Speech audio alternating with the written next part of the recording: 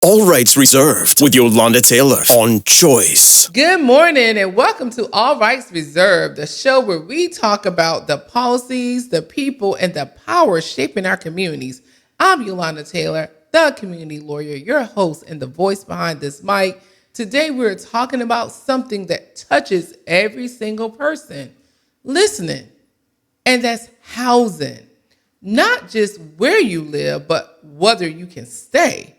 We are living in a time where you need to make 3 times the rent just to qualify for housing. We're also living in a time where young families can't even get started. Like Gen Z, is excluded from housing. And some millennials still cannot even purchase their first home. And we're also living in a time where entire communities, Black communities specifically, are being erased in the name of development and progress. And just when we thought relief might be coming globally, there's instability, right? With this new war, we are seeing rising costs and inflation. All these things are tightening the pressure on the system of housing. So today, the question is very simple. Who is housing really being built for? And who is being pushed out? And I've got the perfect guest today, guys, to help us unpack this topic. Joining me this morning is Octavia Rainey. She's a fearless grassroots community leader and preservationist and a lifetime advocate in historically Black communities. She has been known, you may have seen her on TV, y'all. She has been known for decades of work in Southeast Raleigh, North Carolina, where she has been on the front lines fighting against displacement, inequitable development, and the erasure of Black history. She has worked tirelessly to ensure that longtime residents are not pushed out of the very neighborhoods they built. Not only that, y'all, she may not be a lawyer, but she plays one on TV, and she has actually advocated for individual people and their civil rights. Her advocacy spans community organizing, like I just told you, housing justice and civil rights and advocacy, historical preservation, and holding local government accountable, especially when it comes to redevelopment decisions, right, that threaten the legacies of communities. If you want to understand what is real on the ground advocacy and what it looks like, Miss Octavia Rainey is the blueprint. Miss Rainey, welcome to the show. Good morning. Good morning. I am glad you invited me to be a part of the show. Of course. I love your show. So I am one of your listeners. Oh, great. Thank you. I am. I'm so honored. Yes, but Queen, you bring education, information, and that's what we really need. Mm-hmm. And you are good at that. But I want to say, I seen your fight, and your fight is on the money. Oh, thank you, Queen. I'm just so proud of you. I am. I'm your number one fan anyway. So. Oh, well, I'm one of your number one fans. I'm not going to say duh, because I know you have a lot of people who think they're your number one fan, but I'm your number one fan. You're my number one fan. When it comes to you, I go to the Wake County Board of Commissioners, speak up in a heartbeat. And she did. I'm talking about, I don't know why y'all not listening to her, and I know I need to understand what is the problem here. What is the problem? Octavia, like I said, she is a true 10 toes down advocate. She has advocated for me. I'm the chair of the Wake County Public Housing Authority, and she has advocated to the County Board of Commissioners that they should listen to little old me. So I was honored by that. But Yolanda, I have to give it to you. You really represent the people. Oh, thank you. Your work is really true. You care. I do care. And for them to sit up there and pretend like they don't know who you are, let me break this down to you. They didn't know who I was. They found out that day. Miss Rainey went to the meeting. Yeah. Right? I told them, I said, hold up, wait a minute. She's a lawyer. Uh-huh. She knows what she's talking about. Yeah. Don't be second guessing her. And when she said they got to go, they got to go. But you know what that has shown me, Octavia? If someone can dismiss me, they can dismiss my credibility, my expertise, my law degree. Imagine how they dismiss everyday hardworking people who are speaking up, right? You know, if they can dismiss you, someone who has decades of experience in this work. They dismiss They try, they try to dismiss her, but they really can't dismiss her because Octavia's going to be there. But let's start with framing this issue. Let's start with the reality that people are living in now, like 3 times the rent requirement. It didn't always used to be there that way, right? Right. No, it wasn't like that. It wasn't like that in the 60s, in the 70s, and the 80s. When the city and the county and the state began to change, began to really get in the development pocket, when policy changed, that's when that changed. When the whole landlord said, we're going to require 3 times the rent before you even qualify. And not only that, the application fees have increased over the years. So you can't really look for a place to live because you got to get the money up for the application. Then when you get the money up, if you have a criminal background, a lot of times you are denied. Third, don't be a black person and a white person competing for the same apartment. You know you're not going to get it.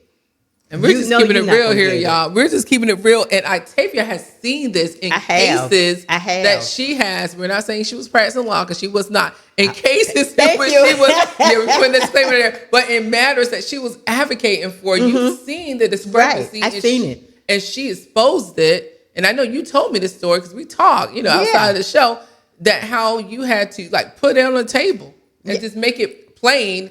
I hate to use the term. Black and white, but she had to make it in plain English and black and white. Right. I mean, and not only that, you have some blacks that I call chosen to get into the apartment complex because they had a case.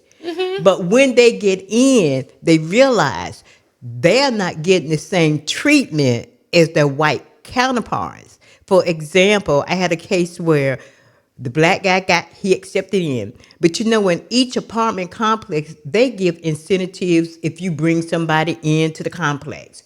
Well, he brought in 2 people. He only got $50 for his work, bringing them in.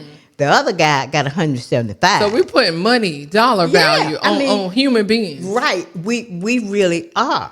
And so when he came to me, him and the white guy who got the $175 and he got the $50.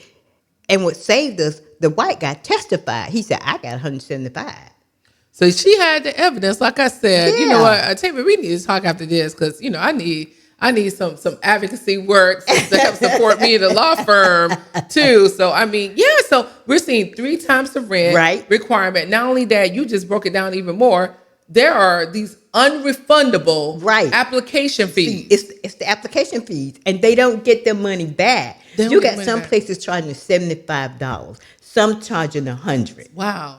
And so $75 can go a long way for a family that needs what? Gas, medication. $75. Some groceries. Right. It's hard at the grocery store now with $75, but still. Right. And what I don't understand, this is supposed to be affordable housing, but that's your application fee. Yeah. And when you fill out the application, there's no guarantee that you're going to be accepted at all. So how do we know that these landlords aren't just taking people's hard-earned money, right?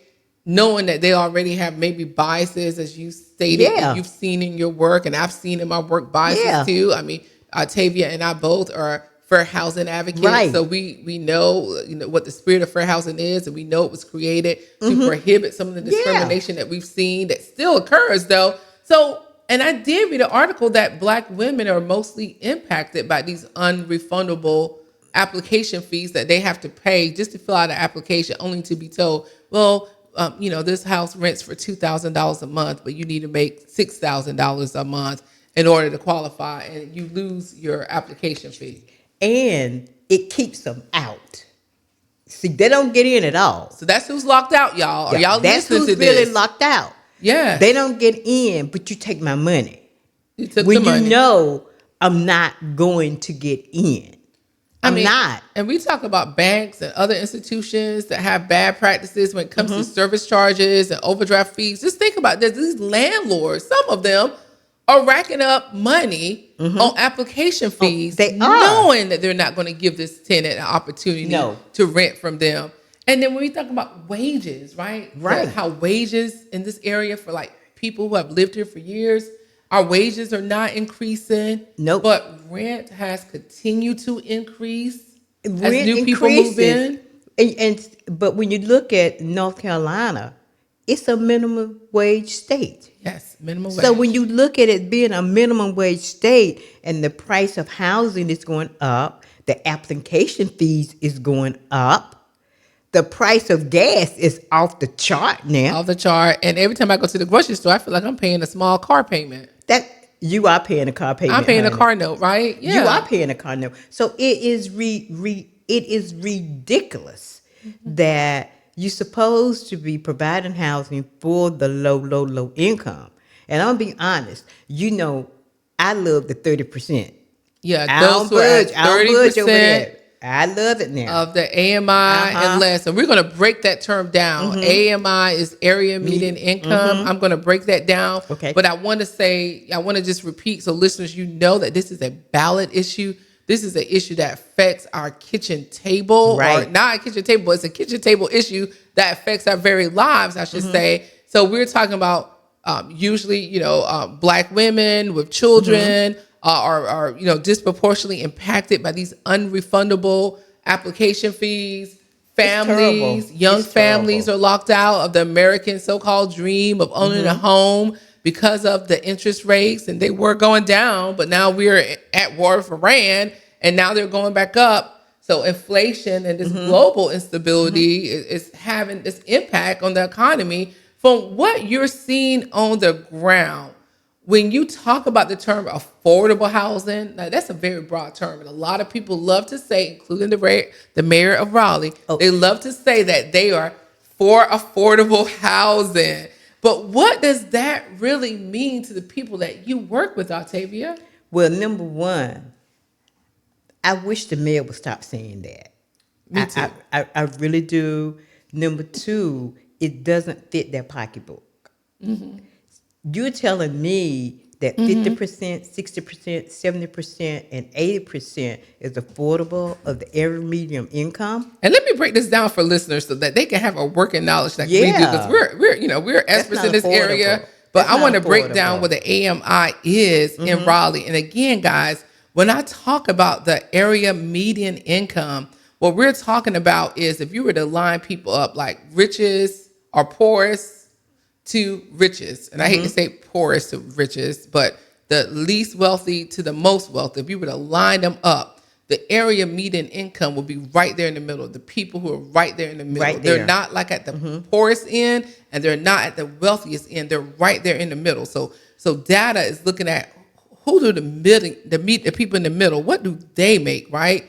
And so my understanding is that the area median income for a single individual in Raleigh is probably right under 100,000 annually. There was actually an article that stated that in order to live well, and not just well doesn't mean wealthy and partying and going out to the bars and drinking and being able to do all this luxury stuff with your friends and travel, but just to even live in Raleigh, a single person had to make almost 100,000 annually a year. Now, if we're talking about that a single person that doesn't have any kids to take care of, that doesn't have the overhead that a large family may have, imagine what a family size of 4 has to make in Raleigh. And I had the number here, and I'm gonna go back to that number, but imagine what they have to make in order to be able to really like live in this area, Octavia. Do you know that number?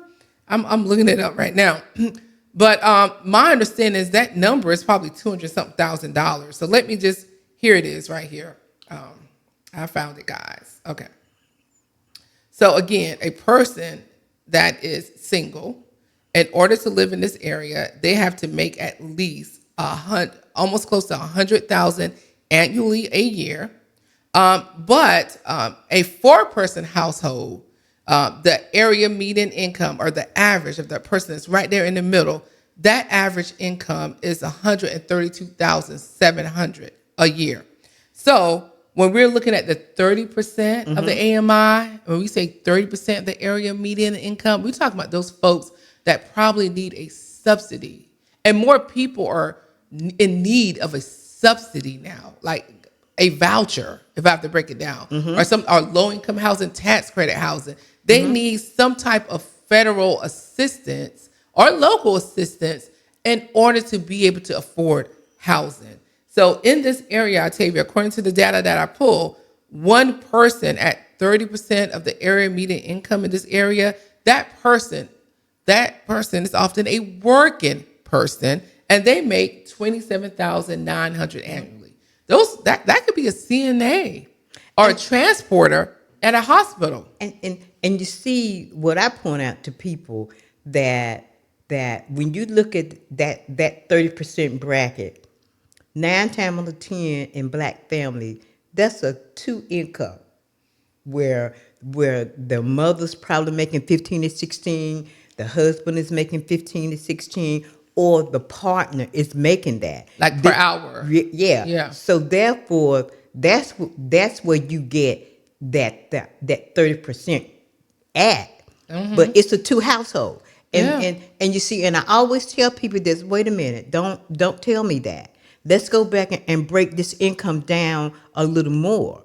Because if you look at the jobs, if they are a waitress or waiter, and if they're working full time, they're probably making $12,000 a year on that job. Yes, or bartender. He's probably making 17. So when you add the 2 incomes together, but that's a 2-parent household. The second thing you have to take into consideration, and I always tell the city that, wait a minute, back this bus up. They ain't buying no house. Yeah. Because when you are living paycheck to paycheck, even on a 2 household, you're not paying your bills on time. You're not paying struggling. your bills. You're struggling. You're trying to prioritize. You're probably robbing Peter to pay Paul. Right.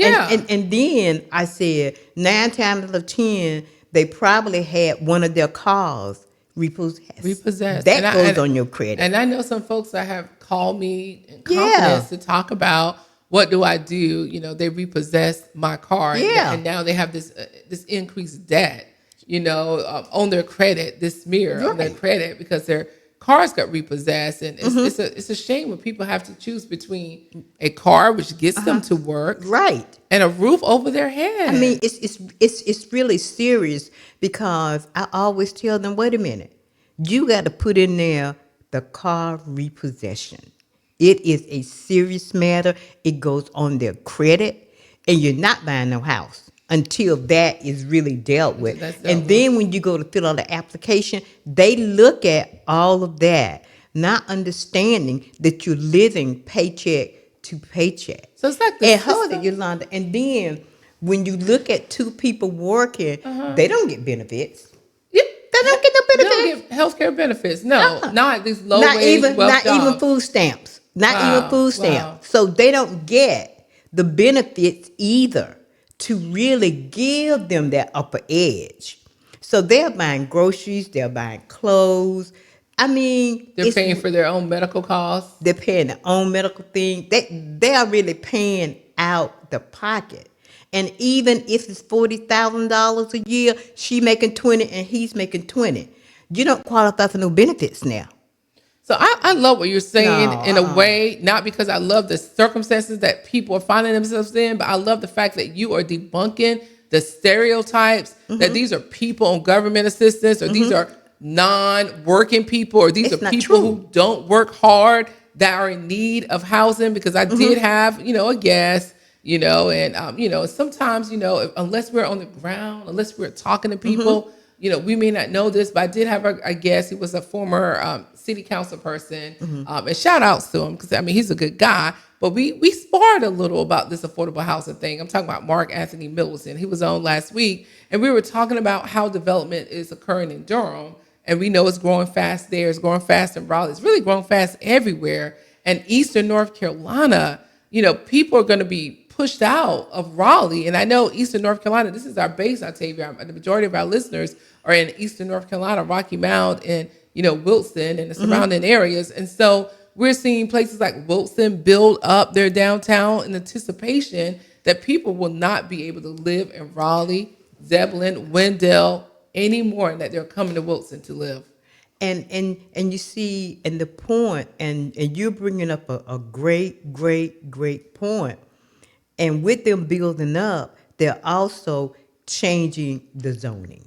They're changing the And zoning. that hurts Black communities. That hurts affordable housing. Let's talk about how zoning or rezoning, right, has led to the displacement That's right. of generations of Black people in Southeast Raleigh and near and around downtown Raleigh. I mean, I'm from Wilson, but I've lived in this area since 1990 when I went to NC State. And so, NC State is just like a pebble throw away from downtown. So I used to hang out with friends at St. Augustine University, my friends at Shaw. I used to hang out downtown Raleigh. And yes, it wasn't as thriving as they like to say it is now, but it was predominantly Black. It was predominantly Black. It's not anymore. It's definitely not. It's not anymore.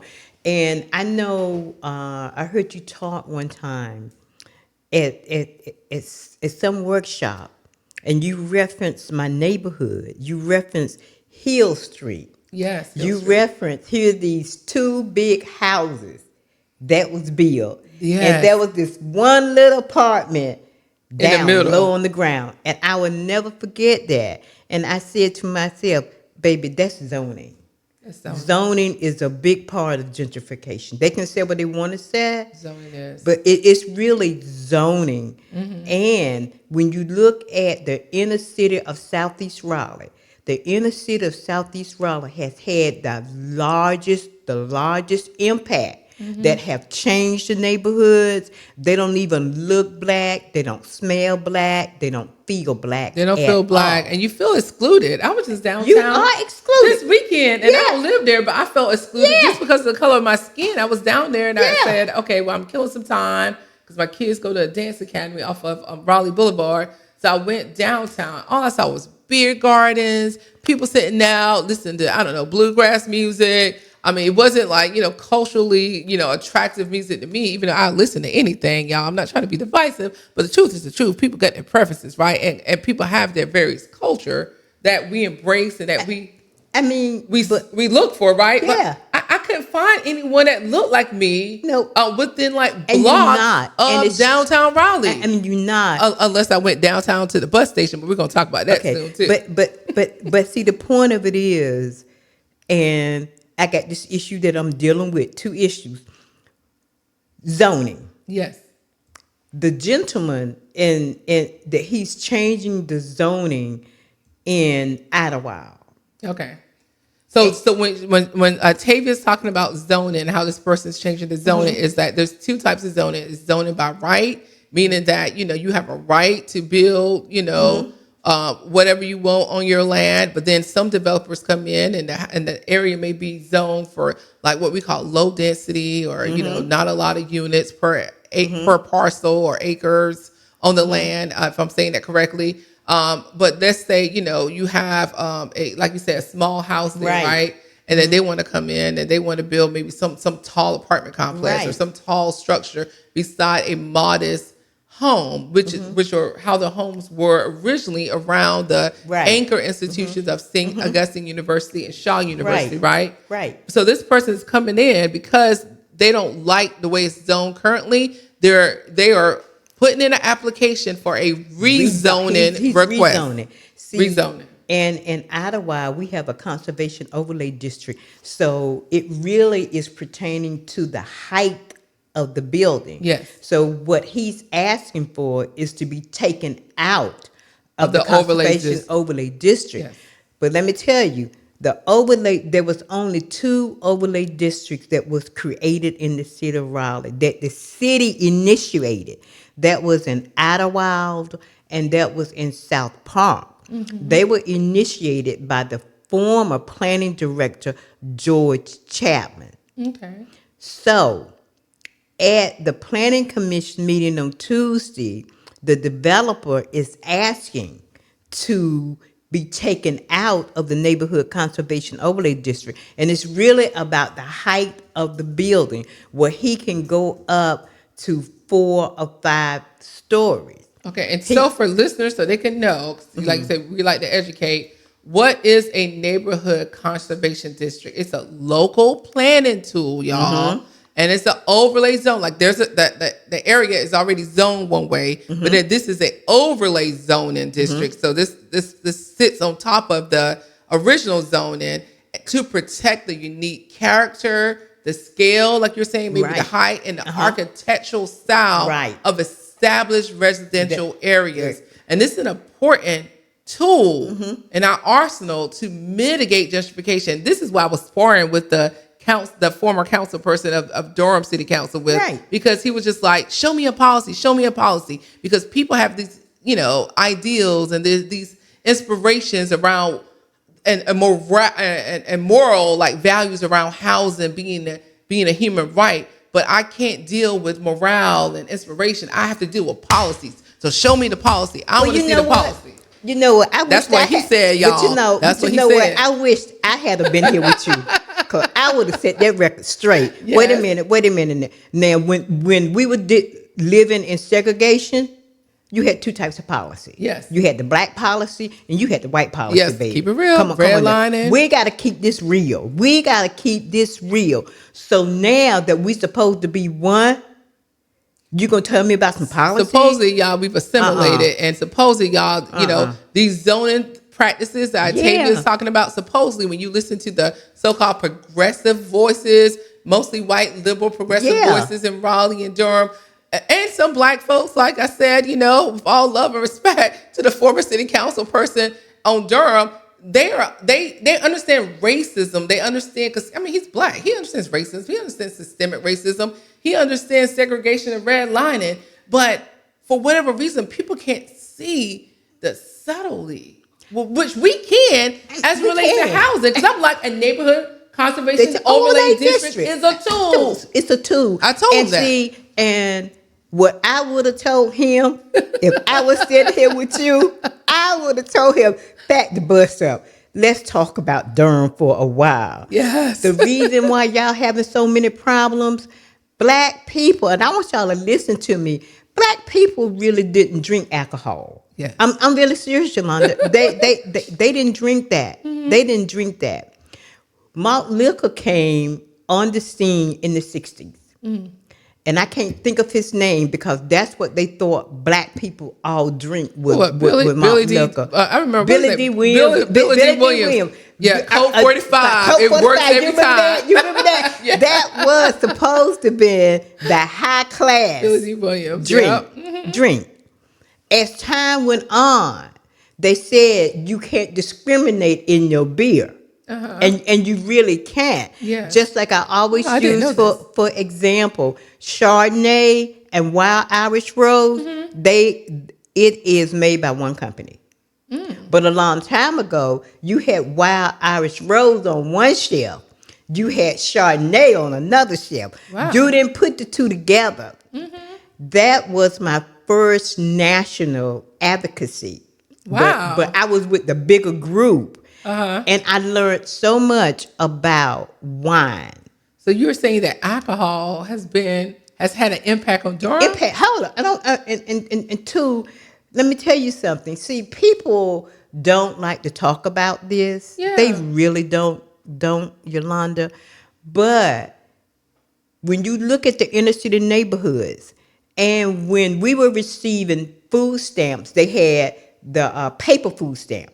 So therefore, you could go to the stores, and all the black stores, they were able to participate in the food stamp program. Yeah. In the middle 90s, they said, we're not doing the paper food stamps anymore. You have the card. The EBT card. Well, a lot of the black businesses could not afford to get the machines to hook up. And the city, not only in Raleigh, Durham did it, Winston-Salem did it, Charlotte did it. They didn't give them loans so they could buy all of the equipment they needed, because they was going on to be electronic now with the food stamp card. Well, I want you to really think about this. So it began to be a change in who owned the stores. Who owned the stores It and won't who could us. benefit from the food stamp program? It won't us. They were foreigners, and Okay, people yeah. and people don't like to talk about Well, that. I've heard people talk about this in small settings, Yeah, never but on the it's radio, true. but it's true. I've heard people talk about it in Wilson too. Right. The corner stores, like who runs these corner stores? They came in and they had the financial ability to get the machines and to get all of that. But guess what they stocked their stores with? Malt liquor. Malt liquor, y'all. And Malt they liquor. gave us black plastic bags. So that's where the black plastic bag came from. Because everybody knows that's you where it see came someone from. leaving a store, especially a corner store, but black plastic bag. Yeah. They probably got some malt liquor in it or some alcohol in it. Yeah, I mean, I'm Joking. serious. Maybe candy, but you're right. But that's where it really came from. And slowly, they began to really saturate the black community. And this is related to housing because it's about where you live. Where you live, and you're right. And what's zoned in your neighborhood. What's zoned and what's built in your neighborhood. What's built in your neighborhood. So when you have this going on in your neighborhoods, they don't care about people hanging around the stores. All they want to do is pump in the malt liquor, sell it. Here come the big trucks, because you see the big trucks were there every three days, like Monday, Wednesday, and Friday. Wow. And then on Fridays they were really loaded up for the weekend. And like you said, when you look at this, you wonder, like, was this intentionally designed in a way? Yes, You know, it is. because now, like you're saying, you have a community of people who didn't really drink alcohol. We because They didn't. didn't have the access to it, but now it's on every corner store. And It then now you is. see people becoming addicted to see, alcohol. right. And that I breaks like- up the family. right. That breaks up the community. Right. And see, Yeah. and I always tell people this: black people did not drink. And when the first black people I think it was World War I, and they went to the other countries like Russia, all those foreign countries, they were drinking. And in those other countries, it wasn't segregation. So they really didn't understand how they could go out there and they could drink. But when they came back to the United From States, fighting for America, they were couldn't treated fight. differently. I Yeah. mean, they couldn't. Well- They couldn't drink. So that topic was always on the table. But I have to make this clear: black people did not drink. Yeah. In slavery, we couldn't drink. We Yeah. couldn't drink, and that's what everybody keeps forgetting. So when we came out of slavery, it was really illegal. Period for us. So when we look at what's being, so guys, it's insidious when you really think about it. Like you said, zoning, right? Yeah. Back in the 60s when Martin Luther King fought for voter rights, he also fought for fair housing rights because he realized that we were being segregated. Like you said, one black community, one white community. It's called redlining. And so now you have these progressive liberal people in places like Raleigh who want to appear as if they're the ones that are fighting for everyone. They're fighting for the need to expand housing. A mayor, the new mayor, give her a name. Who, the new mayor? New mayor, yeah. She's Janet. Janet, yeah. Janet. Sorry. The new mayor of Raleigh is basically, she did her recent state, address, not state address, but I guess city address. Yeah, but Is it called it's almost like the State of the Union address, but she did the city address, right? And she said that Raleigh is expected to have around 500,000 people. The population is expected to increase that much. And of course, she used that data to say we need to expand housing, right? And of course, when you hear it, expand housing, that you might say, well, that sounds like a good thing, Yolanda and Miss Octavia.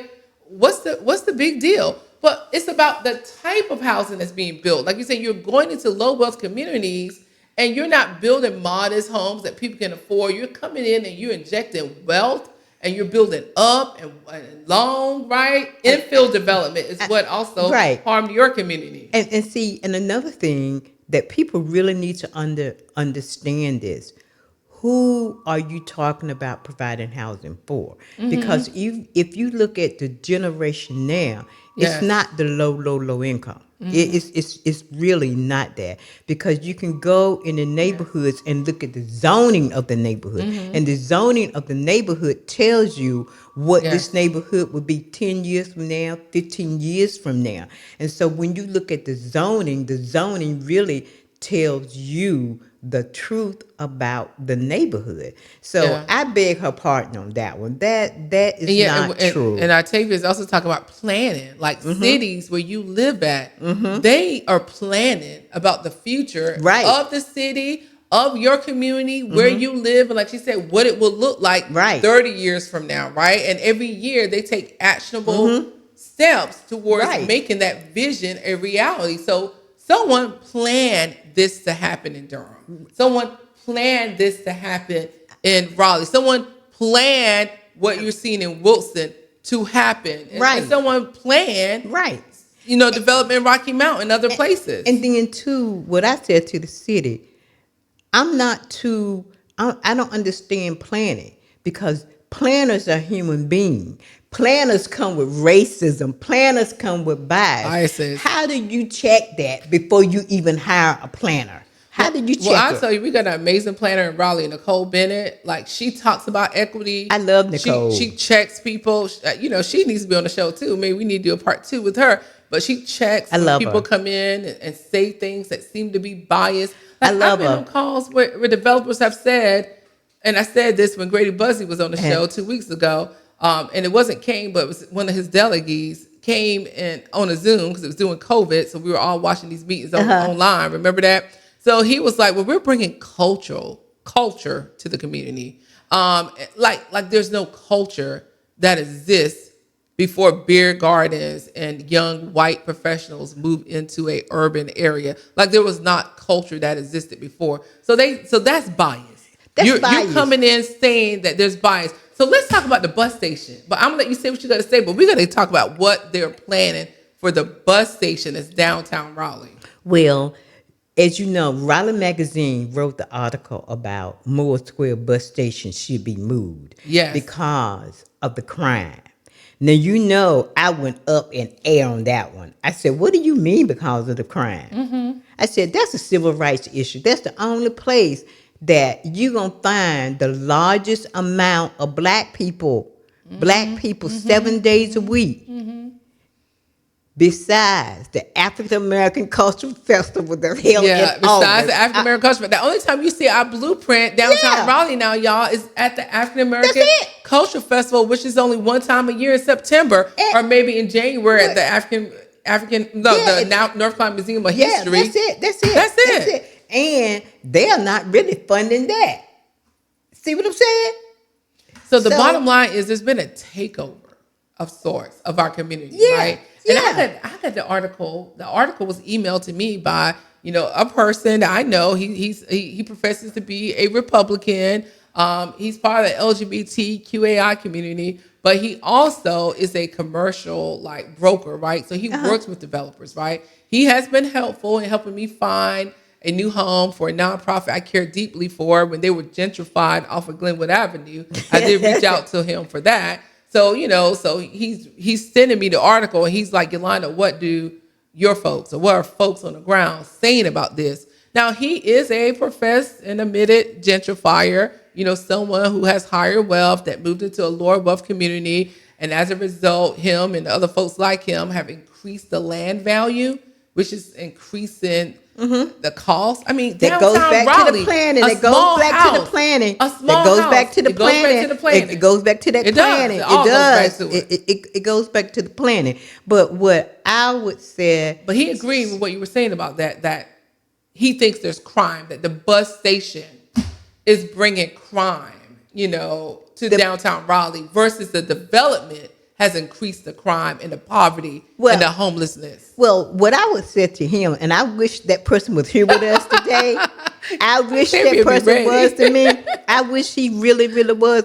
Hold up, back this bus. Let's back it all the way back up. Back up. Number one, black people's not bringing crime to Moore Square bus station. When you look at Moore Square's bus station, you have a mentally ill problem, and you have a homeless problem. You have people that are down on their luck. You have people that don't know whether they're going or coming. Those people are actually more prone. Yes. Not even thinking what they're doing when they do it. You have them getting mad with each other because that's their survival. So they commit those crimes. And I said, so do I support that? No, I don't support that. But I don't support you either coming saying black people bring crime. We don't bring no crime. Well, this same person admitted to me that he moved into downtown Raleigh. He moved beside a trap house, right? Well, you knew where you were moving. Right, you knew that. You knew where you were moving.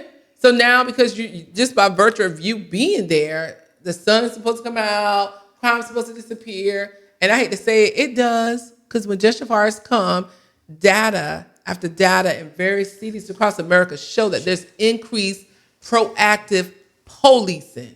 I mean, and two, like I tell my neighbors, I want to make one thing clear.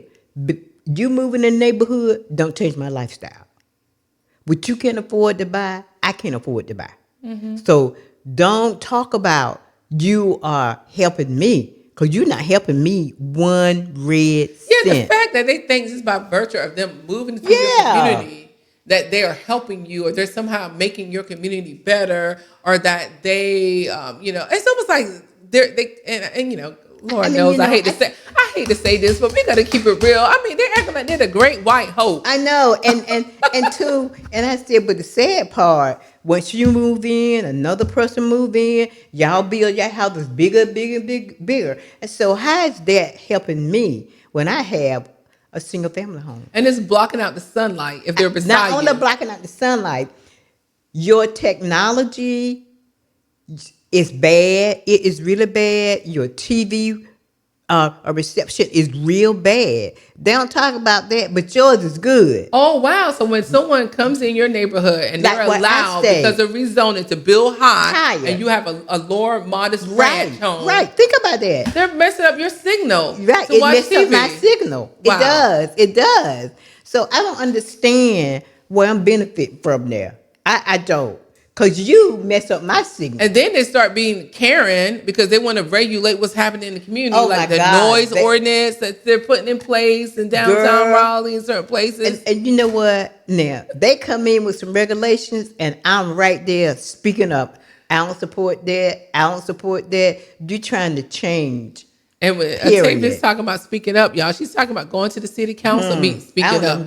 She's talking about going to meetings, speaking up, county, city, and also in networking. Like a lot of times, Octavia, I mean, she's an award-winning leader, community leader, has gotten awards and recognition for the work that she's done. She's also done the work, led the work in preserving the historic 4th Ward District, a community that, in the words of James Baldwin, suffered from Negro removal. That's what James Baldwin said urban renewal was. He said it was Negro removal. The city, equipped, the city of Raleigh equipped its redevelopment commission. Redevelopment Commission. Raleigh and Raleigh Housing Authority. And Raleigh Housing Authority. And it demolished this whole community. It did. And you see the point that I think I talked to you about this. I'm not too pleased with the redevelopment of Heritage Park. Yeah, let's talk about Heritage Park, because we were advocating against this redevelopment. And back in 78, when they first built Heritage Park, we didn't want it named Heritage because it wasn't about the heritage. They didn't put nothing up in Heritage Park about it was 4th Ward. They didn't even put a picture up. They didn't put nothing up. So Heritage Park was really 4th Ward. Yeah, it was 4th Ward. It was really. Well, it was part of 4th Ward, the original one. Right. Okay. It was all houses there. Okay. Then the city decided that they wanted to demolish it all. Yeah, that's how it started. Demolished it. They removed 3 historical black churches. Wow. They moved over 75 businesses. Wow. They moved over 1,000 people. They just moved it. And 4th Ward was the highest vote getter for its day. So This that was a powerful really voting political. block. It was Powerful political. voting block. It was, They wanted to break it up. powerful. So they wanted to break up And that they did voting it. block. They did it. They They did it. really, really did it. So I look at it as that you had one purpose only. That was to take away that voting block. And you came in and you did it. But even during the time that we were really fighting, because I was only 19, but I was in that fight. Girl, I was in that fight. I remember it just as plain as day. We were divided as a black community. Why? Now, Why see, is I'm that? gonna tell the truth about And that's that. how they get us. Yeah, see, 'Cause we're not they unified. really get us. We were divided. Not always. And I always told people, and I was 19, but I knew better. I said, look, the problem is, why aren't they going after the slumlords in Fourth Ward? You don't have to. Girl, they demolished some Because big what they houses. do, and this is what they do, right? Because these people are planning this decades before, and we are like caught off guard, Right. with our eyes wide open, and then it's hard for us to get organized and It is. on one accord and get unified. Like we want to fight over petty stuff when we need to be focused on the main issue, which is our erasure. That's right. The erasure of us as people from places where we've created culture and history and legacy, And they did the it. erasure And they of did it. And you know what our the first history. thing they removed was the black church. The black church. And we know how powerful the black church black is church. as a meeting They place, got rid as of an them. organizing place, as a place that does amazing things. We know how important that is, right? So I say all that to say, we got to get busy. We got to get busy, y'all. We got to get busy and being educated on this issue.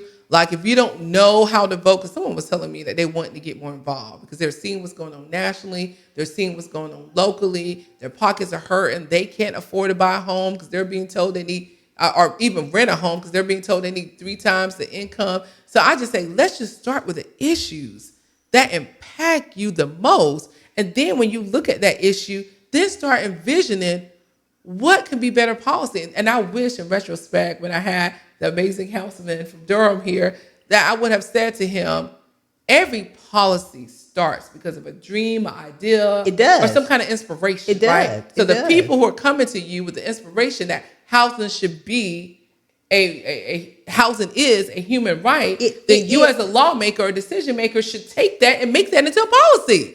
It should be a policy. Or fight for it. It should be. It's an international policy, but you know. But see, and my concern with black folk is when you start thinking otherwise, then something's wrong with the picture. And not just black folks, like I said, these seemingly progressive, white, liberal people in the Democratic Party who want to have our vote, you know, like they don't really earn our vote. But then when they get elected, they don't really like champion our issues to the point that we would if we were in those seats, you know. And when I say we, not all of us, right? You know, some of us just don't.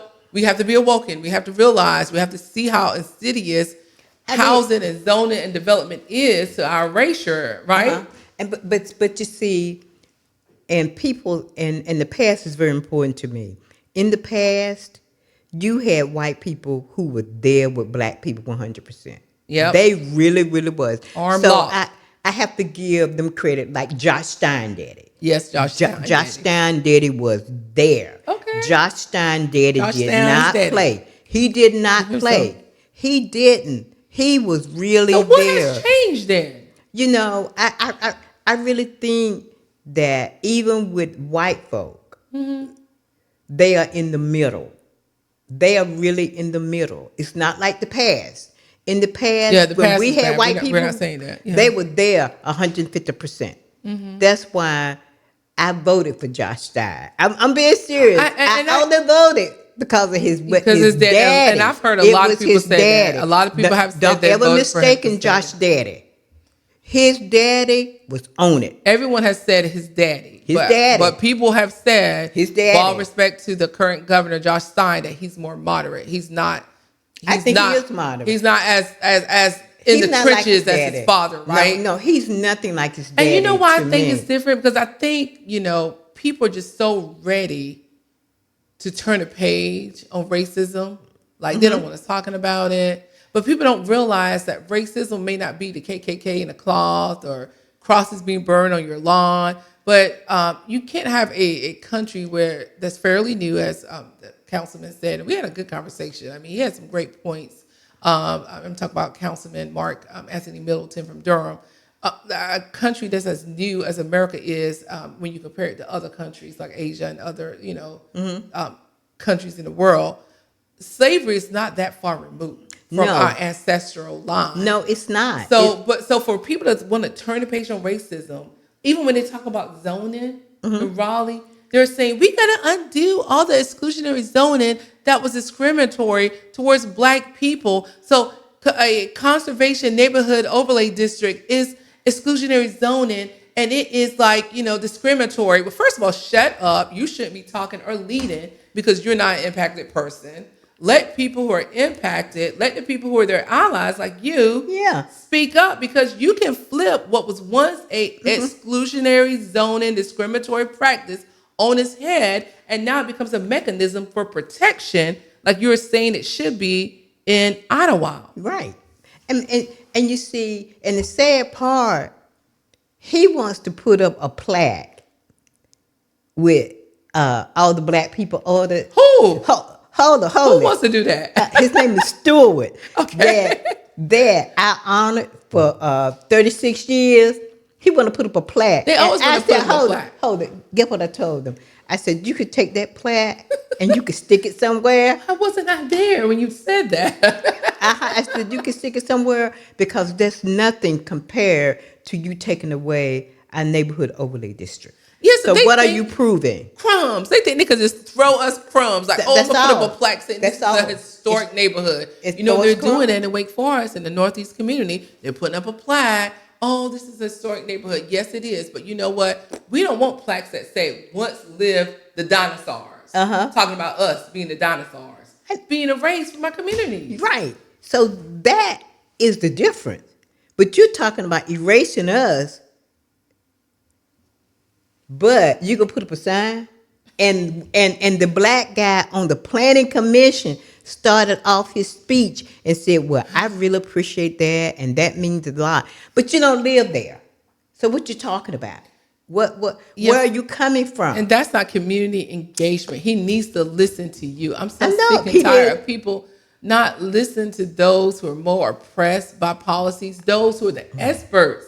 Decades of expertise. Expertise. But I have to give credit to those 2 Black women on the planning commission. Yes. They did their job. Say their names. Black women always come through. We come through, and that's why I say we need to lead. And, I know there's some shake up with the Wake County Democratic Party and who's the president. And I guess, Ms. Copeland was trying to run to become president, and and she lost, but yet they want us to unify, right? Like you said, they want our voting block. Like, you have one party that's trying to destroy our voting block, when they raise communities, right? Then you have another party that seems to want our voting block, but they don't want to push our issues, and they don't respect us enough to allow us to lead. So what is going on? But look, we're going to have to land this plane. I could talk to you all day, but let's just talk about one thing. I want to put this housing situation in real terms for people who are listening. If you're a single person in the triangle making around $46,000 a year, you are considered to be low income in Raleigh. In Rocky Mount, you might be average. In Wilson, you might be average. But if you're in Raleigh and you're a single person making $46,000 annually a year, you're considered to be low income. If you're a family of 4 making about $66,000 annually a year, and that used to be good money in this area. Same thing. You're still considered low income, but here's the problem. Again, most apartments are still requiring you to make 3 times the rent. So if rent is $1,500, you need to make $54,000 a year just to qualify to rent. And we're not even talking about buying.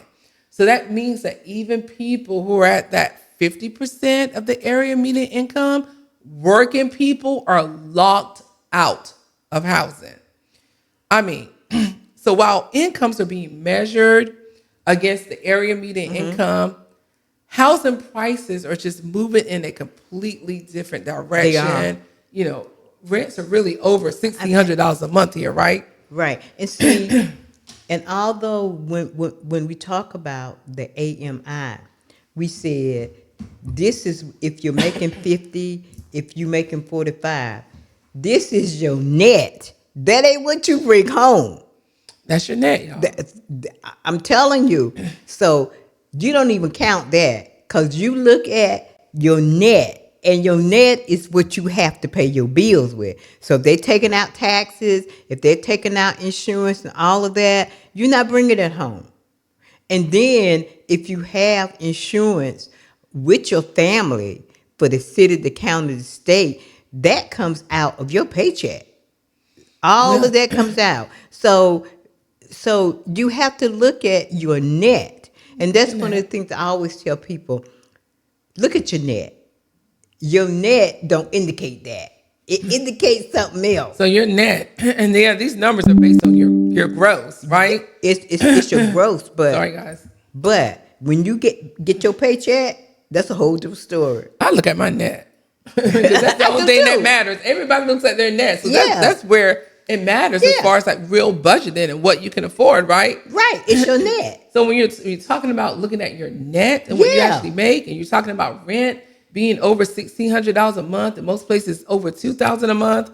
Home prices are still accelerating because of the war now. They're still over 25%. Wages are not keeping up with growth that's coming here. This is not just a housing issue. This is a system It's a failure system issue. Because when I look at Rocky Mount, I always pray for the people in Rocky Mount. Yes. Because if they put that 15% increase, I don't know. We're talking about a utility bill, y'all. You know, those of you in Rocky Mount who are like, struggling because of the deficit and a 15% increase on your utility bill, energy costs or housing costs. Right. It's the same thing. I mean, I really, really don't, because they're paying it out of their net. And the jobs there don't pay as much. They don't. It is a low paying place. So how can you afford to go up 15%? Yeah. I went to Rocky Mount. And you know what? People are upset. They're mad. I see it all over social media. I don't blame them. I went to Rocky Mount because I wanted to speak, but it was so crowded. I said, at the city council meeting? I said, you know what, Octavia, you an outsider. No, but I just came because I really, really cared. Yeah. And I prayed because I hope that don't ever happen in Raleigh. Yeah. But I prayed, and I really prayed. And then one lady said, well, you could take my spot. But then there was so many people behind us. Yeah. And I said, no, I'm not going to do that.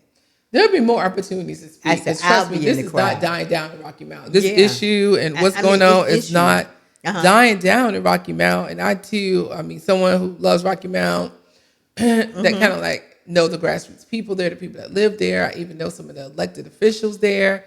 I did not personally care for that last city manager. Because he was just so dismissive.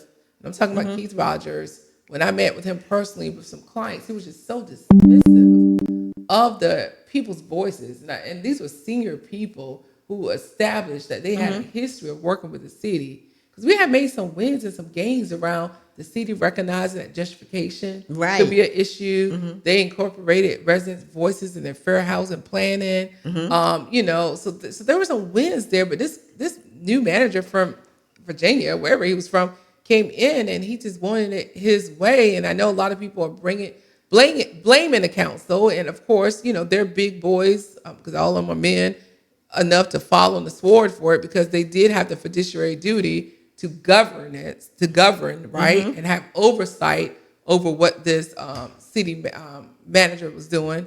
But for whatever reason, they didn't know everything that was going on. Yeah, because, and another reason why I came to Rocky Mount, I cannot think of her name, but you worked with her. Sue Perry Cole. Yes, Sue Perry Cole ride and die. You know what I said? Angela Bryant. I said, if I don't show up in Rocky Mount, Sue Perry Cole, the next time she see me, she go fuss me out.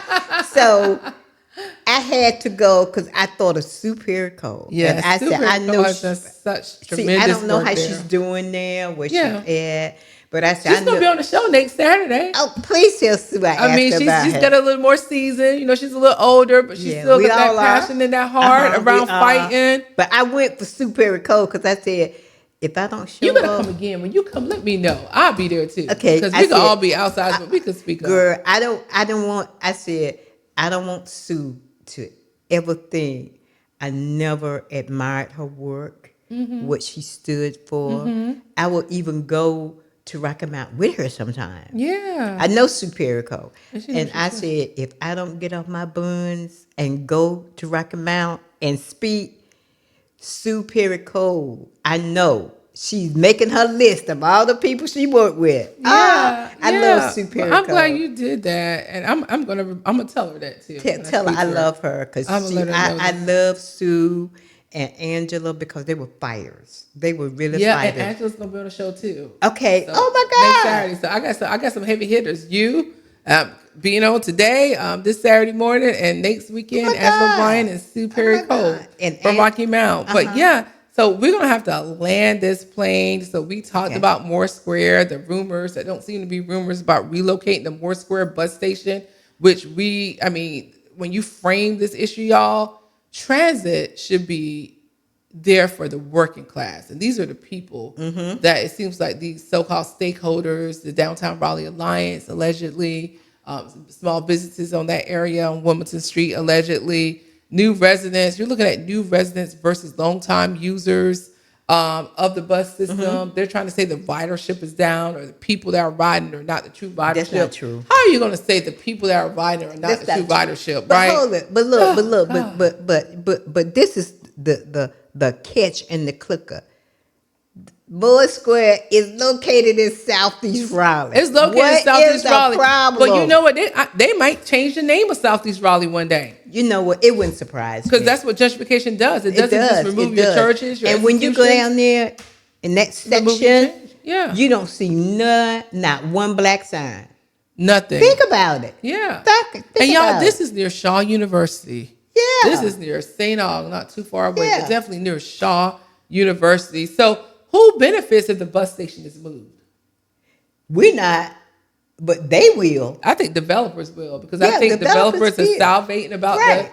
the I mean, area, and they want to build something They else. did, but Corey Branch, District C representative, have came out and said we're not moving Moore Square. Okay, well, let's see how. Okay, Corey, But you see- I see you. We're gonna see how long you stand in that position, and I know Octavia is gonna be holding you accountable to what you said. I am. But you know what? You got to watch it. You got to watch it. Yeah. This is about white people with power, prestige, and influence, and you don't ever take that for granted. See, while we sleeping, they planning. They use technique to go underground and make it seem like, well, we're giving you this, but we're going to come in and do this. And the whole while is slowly And moving the bus station. It's all about what they want, Uh-huh. and they feel they have the right to lead the vision of what downtown should be, right? So I don't think this is about safety. I think this is about who people are comfortable seeing downtown. Girl, it is not Who about they're not safety. comfortable seeing mental. See, it's illness. not about safety because, to be honest, all they want it for is what they call it, the sip and stroll district. The social district, the alcohol social district. So, and what it is that the black people, they're down there drinking that malt liquor. They're not drinking that beer for $10. Well, I mean, come on. I hate to bring the former mayor, Marianne Baldwin, in this, but I keep thinking about that WRL interview she did where she said that there were people hanging around at corner stores that, gave the perception of unsafety. So, so that same sentiment might still be behind it this should be as well. as well. But you know what? But you had the power to get rid of the corner store too. Exactly. Why didn't you do that? Exactly. Why didn't you do that? Well, they only wanted to do it, and I'm gonna keep it real here. This is my opinion, though. When they had to live downtown, like now they built new corner stores. They built the more gentrified corner stores that have high price items in it. But, our corner stores, when, people were, like you said, getting addicted to alcohol and all of that, they just label it the ghetto. And that's what they do. They stigmatize people and their buildings and their places and their institutions. And that's what happened in Fourth Ward. They stigmatized Fourth Ward as blighted and dilapidated. And they use those buzzwords to get money to demolish it. And they did. Demolish it. And they really, really did. But hats off to you, because you've been 10 toes down in preserving it, honoring it. And I know there was a fight for Chavis Park as well, getting art up there, getting history up there, getting all those things up there, I know.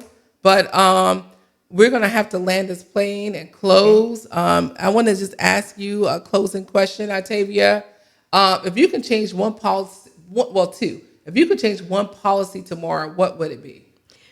If I could change one policy, that would be the policy in zoning, because zoning is the key. Yes. And if you're not tackling zoning, you're not doing anything. Zoning is what brought gentrification on, the changing of the houses, the height of the building. Then they write it into the code.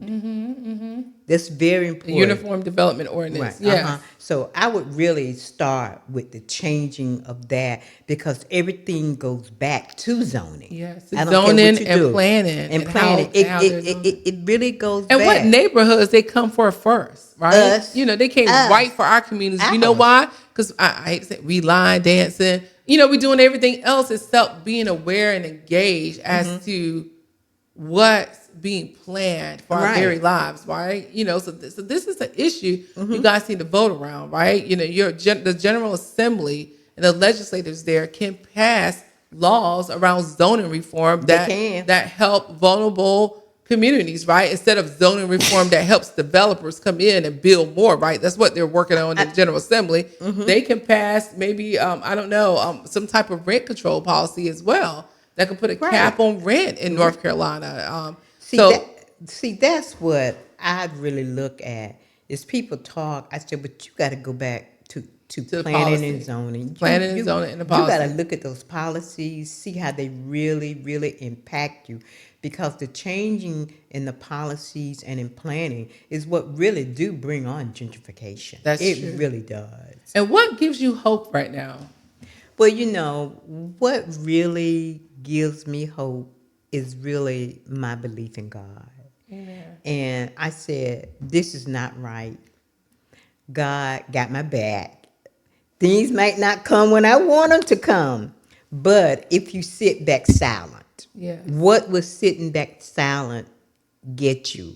Yeah. We had people who really fought for our rights. Yeah. And if we don't carry the torch, if we don't stand up, what are we really accomplishing? That's so true. Because someone's protest benefited us. Yeah. Someone's courage benefited us. Right. Someone's voice benefited us. They died for us. They died. Someone's life they gave up their benefited lives. us. So, you know, and so I thank you. And I love to give people their flowers now. So I'm constantly giving you your flowers. Thank you. Giving you your flowers, Octavia, because, you are an amazing queen. Knew about you before you knew about me, but always heard you speaking up, right? Even when, it made people uncomfortable. You still said the unfiltered truth, right? The unvarnished truth is what you always spoke. It's the truth. It wasn't watered down. And so as we close today, I want you listeners to think about this.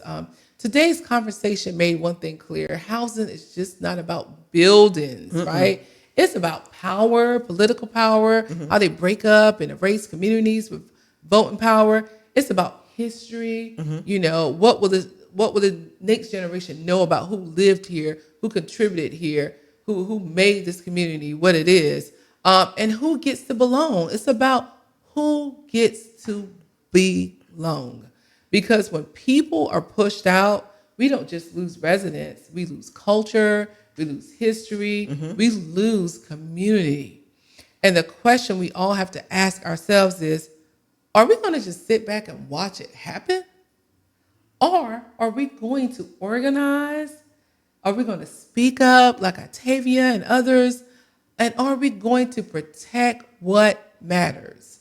And are we, if we're decision makers, are we going to ignore the grassroots community advocates who come to our door speaking of inspirational things like housing is a human right? Are we going to use our intellect and our brain trust to write policy that's inclusive of others? Thank you so much, Ms. Octavia Rainey, for joining us today. And as always, this is All Rights Reserved, where the people still have something to say. Enjoy the rest of your beautiful Saturday. Until next time, I'm Yolanda Taylor on 92.1, the People's Station, Choice FM. All rights reserved with Yolanda Taylor on Choice.